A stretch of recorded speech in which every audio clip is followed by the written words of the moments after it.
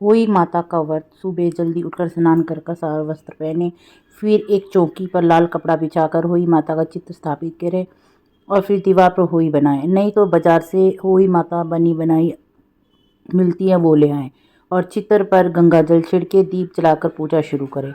हुई माता का हो कुमकुम चावल और फूल माला अर्पित करें। फिर फल मिठाई सात्विक भोजन का भोग लगाएं।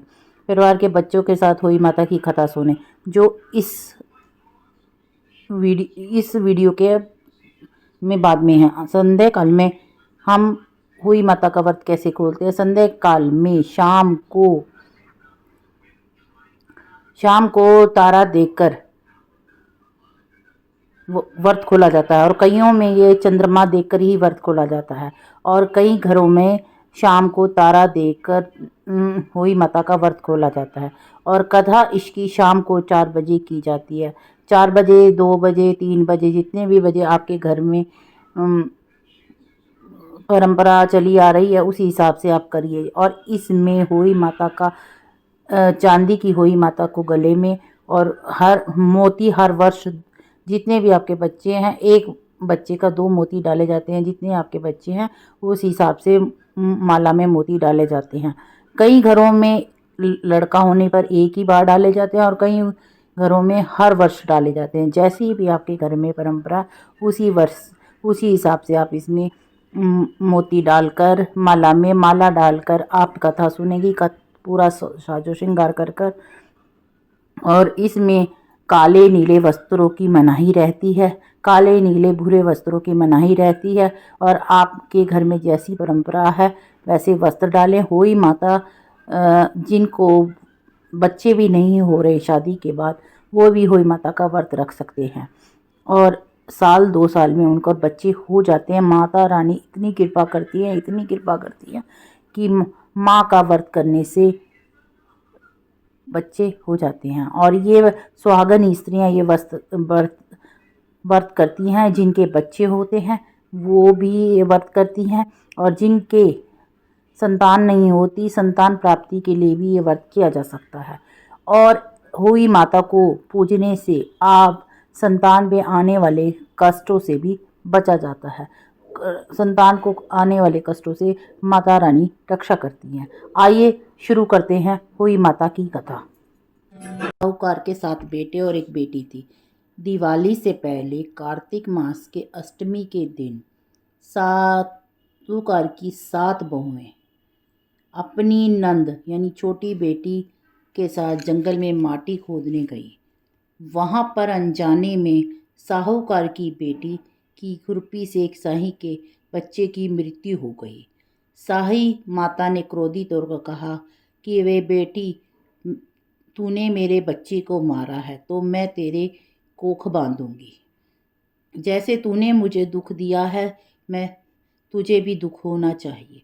तो वो उस बेटी की कोख बांधना चाहती थी। डर के मारे साहूकार की बेटी अपनी 7 भाभी से विनती करती हैं कि आप मेरी जगह कोख बंधवा लें, परंतु कोई भी भाभी ने कोख नहीं बंधवाई। तो साहूकार की सबसे छोटी बहू अपनी सासू माँ की नाराजगी के कारण, या घर में कोई नाराज ना हो और कोई भी छोटी बिटिया से सब प्यार करते थे, इसलिए उससे कोई नाराज ना हो, उससे बचने के लिए वह तैयार हो जाती है और अपनी कोख बंधवा लेती है। साहूकार की छोटी बहू रानी अपनी कोख बंधवा लेती है। इसके बाद जितने भी उसके घर बच्चे जन्म लेते हैं वो मर जाते हैं। परेशान होकर छोटी बहू एक पंडित के पास जाती है जो उसे सुराही गाय की सेवा करने की सलाह देता है। सहू गायों की सेवा करने के लिए सलाह देता है और गायें इसे सही माता के पास ले जाती है। साई माता छोटी बहू की सेवा से प्रसन्न होकर 7 बेटे और 7 बहू को आशीर्वाद देती है। पर क्या होती है, पहले वो सहू माता की दिन रात गाय की सेवा करती है। तो दिन रात गाय की सेवा करने के बाद सहू माता खुश होकर उसे कहती है, बोल क्या मांगती है। तो वो कहती है, मेरी छोटी नंद से एक मिट्टी खोदने से एक बच्चा मर गया था साहू माता का, तो शाही माता का बच्चा मर गया था। तो जिससे कि उसकी कोख बंद गई तो उसकी जगह मैंने अपनी कोख बंधवा ली। अब मेरी कोख बंधी हुई है, तो आप उसके पास मेरे अपनी अपनी बहन के पास मुझे ले जाकर अपनी कोख खुलवाएंगे। तो वहाँ पर तो साई माता जो गौ माता है वो उसको गरुड़ पंखनी के पास लेकर जाती है। तो गरुड़ पंखनी के पास जब वह एक पेड़ के नीचे जाते हैं तो गरुड़ पंखनी कहीं खाना भोजन लेने बाहर गई हुई होती है। तो उस भोजन लेने के जब वो बाहर गई होती है तो पीछे से एक सांप आता है नीचे उन, और ऊपर गरुड़ पंखनी के बच्चे घोंसले में, छोटे छोटे बच्चे जब भी अंडे दिए थे वो छोटे छोटे बच्चे उसमें होते हैं। तो वो सांप उन्हें मारने जाता है। तो क्या जो वो छोटी बहू होती है वो क्या करती है, वो ये सब नज़ारा देख रही होती है। तो वो उस सांप को मार देती है और उन बच्चों को, गुड़ पंखनी के बच्चों को बचा लेती है। और वहाँ सांप के मर जाने के कारण वहाँ पर खून खून हो गया। जब गुड़ पंखनी आती है तो वो डर जाती है कहीं मेरे बच्चों का खून तो नहीं, और वह उसे चोंच मारने लगती है। तब छोटी बहू उसे कहती है तुम मुझे चोंच क्यों मारी, क्यों, मेरा क्या दोष है। तो गरुड़ पंखनी कहती है ये खून किसका है। तो वो बताती है कि मैंने तो तेरे बच्चों को बचाया है, और ये जो एक सांप आया था मैंने उससे तेरे बच्चों को बचाया है, ये उसी का खून है और तू मुझे चोंच मार रही है। तब गरुड़ पंखनी उससे खुश होकर, सारी बात की असलियत जानकर उससे खुश होकर गरुड़ पंखनी कहती है बोल छोटी बहू तू क्या कहना चाहती है, किस लिए यहाँ पर आई है और क्या चाहती है। तब गरुड़ पंखनी को छोटी बहू सारी बात बता देती है। तो वह गरुड़ पंखनी उन्हें अपने पंखों पर बिठाकर शाही माता के पास ले जाती है। इस प्रकार से जब वो शाही माता के पास जाते हैं तो शाही माता गऊ माता को पहचान लेती है, कहती आओ बहन बैठो, बड़े दिनों बाद आई हो। तो गऊ माता वहाँ बैठ जाती है और फिर शाही माता कहती है मेरे सर में बड़ी जुएँ हो रही हैं, कोई साफ़ कर दे तो अच्छा होगा, यहाँ कोई इंसान भी है जो मेरी जुएँ साफ़ कर सकता है।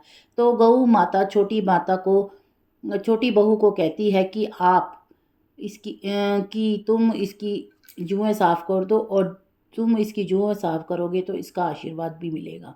तो छोटी बहू शाही माता की जो उसकी जुएँ साफ़ करती है, उसके सिर साफ़ कर देती है और उसे बड़ी राहत मिलती है। तो खुश होकर शाही माता छोटी बहू को कहती है कि जा तेरे घर में 7 बहुएँ हों और 7 ही बेटे हों। तो गऊ माता ये सुन रही होती है।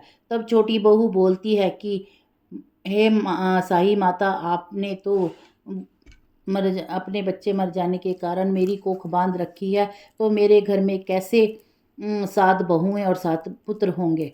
तो शाही माता कहती ये बात तुमने पहले नहीं बतलाई, परंतु फिर भी मैंने जो वचन दिया है वो बिल्कुल सही होगा। तुम जाओ, मैंने तुम्हें आशीर्वाद दे दिया है, अब वो बात को मैंने तुम्हें माफ़ कर दिया। तो इस प्रकार से वो फिर छोटी बहू घर जाकर देखती है कि उसके घर में 7 बहुएं और 7 बेटे खड़े हैं और सब पूजा कर रहे हैं। तब वह खुश हो जाती है और उसे यकीन हो जाता है कि शाही माता और गऊ माता ने मुझे आशीर्वाद दिया। इस प्रकार से ये साहोई माता की कथा है जो मैं आपको सुना रही हूँ। फिर क्या होता है, जब जिठानियाँ अपने घरों में दिवाली की तैयारी कर रही होती हैं तो कहते हैं जल्दी जल्दी से पूजा कर लो, छोटी आएगी तो वो रोने लगेगी और पूजा हम लोग भी नहीं कर पाएंगे, पूरा घर आंसुओं से भर देगी। तो वो जो बड़ी जिठानियों के बच्चे बड़ी जिठानियाँ अपने बच्चों को उनके घर भेजती है छोटी बहू के, तो कहती है देख कर आ क्या कर रही है चाची तुम्हारी। तो वो देख कर आते हैं और चाची कहते हैं कि वो तो उजमन कर रही है होई माता का, और दिवाली का उजमन कर रही है। तो वो सभी जिठानियाँ दौड़ी दौड़ी आती है और सास भी देखकर कहती हैं ये तूने कैसे किया, 7 बहुएं और 7 बेटे तेरे घर में हैं और तू खूब खुशियों से खेल रही है। तब छोटी बहू सारी कहानी उन्हें कहती है कि मैंने गौ माता की दिन रात सेवा की और उन्होंने मुझे शाही माता के इस श्राप से बचाया और उनका आशीर्वाद दिलाया। जिस प्रकार से साहू माता ने यानी होई माता ने उसकी कोख खोल दी, ऐसे सबकी सुनने वाले की, कहने वाले की, सबकी कोख खोलना और सबको शाही माता का आशीर्वाद बना रहे सब बच्चों पर। इसी प्रकार से ये कथा पूरी होती है और जो भी इस कथा को सुनता है और सुनाता है और कहता है उसकी सबकी कोख खुली रहे सब बच्चों पर, सुनने वाले के सब बच्चों पर भी माँ का आशीर्वाद, होई माता का आशीर्वाद बना रहे, उनके बच्चों से के रास्तों से विघ्न सब दूर, बाधाएं सब दूर होती रहें और जिन्हें संतान प्राप्ति नहीं हो रही उन्हें संतान की प्राप्ति होती है। होई माँ का व्रत करने से जिसे संतान की प्राप्ति नहीं होती उन्हें भी संतान की प्राप्ति 1 वर्ष के अंदर हो जाती है। ये इस होई माता का इतना बड़ा आशीर्वाद होता है। इसलिए आप जब भी कथा सुने तो सबको बताएं कि होई माता की कथा सुनने और करने से, व्रत करने से संतान की प्राप्ति होती है। धन्यवाद साथियों, ये कथा यहीं समाप्त होती है और आप मेरी कथा सुनने के लिए आपका बहुत बहुत धन्यवाद।